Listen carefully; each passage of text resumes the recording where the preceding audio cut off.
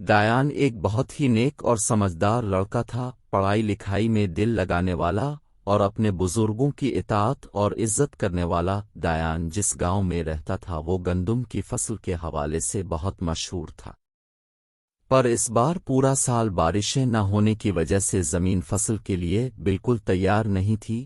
دیانون اپنے بڑوں اور گاؤں کے دوسرے لوگوں کے منہ سے گندم کی فصل کے حوالے سے پریشانی کی باتیں سنتا رہتا تھا۔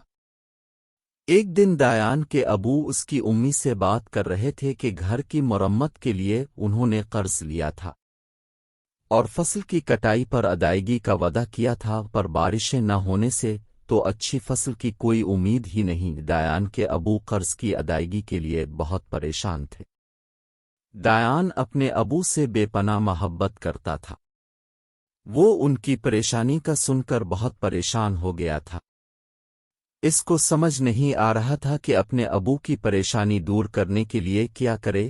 اسی پریشانی میں وہ قرآن کا سبق پڑھنے مسجد چلا گیا۔ مولوی صاحب نے سبق سنتے ہوئے دایان کی بے دھیانی خاص طور پر محسوس کی۔ چھٹی کے بعد جب سب بچے جا رہے تھے تو مولوی صاحب نے دایان کو روک لیا۔ سب بچوں کے جانے کے بعد مولوی صاحب نے دایان سے پوچھا کہ بیٹا کیا بات ہے، آج تم کس سوچ میں گم تھے؟ دایان نے ان کو ساری بات بتائی۔ مولوی صاحب شفقت سے مسکرائے اور بولے، میں خوش ہوا کہ تم اپنے ابو کی پریشانی پر ان کے لیے اتنے پریشان ہو گئے، تم ایک اچھے بچے ہو۔ دایان بولا کہ مولوی صاحب میں کیسے اپنے ابو کی پریشانی دور کروں؟ مولوی صاحب نے کہا، بیٹا انسان کی اوقات ہی کیا ہے کہ وہ خود سے کچھ کر سکے، جو رب آزمائش ڈالتا ہے وہی اس کا حل بھی نکالتا ہے۔ دایان بیٹا تم اللہ سے اپنی پریشانی کا حل مانگو اور پورے یقین سے مانگو، اللہ اپنے بندوں کی ضرور سنتا ہے۔ مولوی صاحب سے بات کر کے دایان بہت خوش ہو گیا۔ رات سونے سے پہلے دایان نے امی سے کہا کہ صبح اسے نماز کے لیے ضرور جگائیں۔ صبح اس نے دل لگا کر نماز پڑھی اور پورے خلوص سے اللہ سے اپنے ابو کی پریشانی کے لیے دعا مانگی اور بارش کا انتظار کرنے لگا۔ پورا دن گزر گیا پر بارش نہ ہوئی، پر دایان ہر روز لگاتار نماز ادا کرتا رہا اور دعا مانگتا رہا۔ کافی دن گزر گئے۔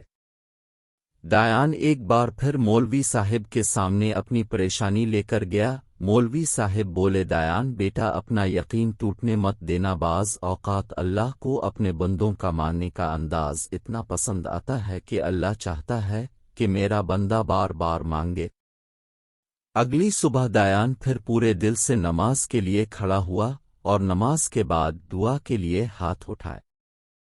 پیارے اللہ میاں جی، مجھے معلوم ہے آپ مجھ سے بہت محبت کرتے ہیں اور چاہتے ہیں کہ میں ہمیشہ آپ سے ایسے ہی اپنے دل کی باتیں کرتا رہوں۔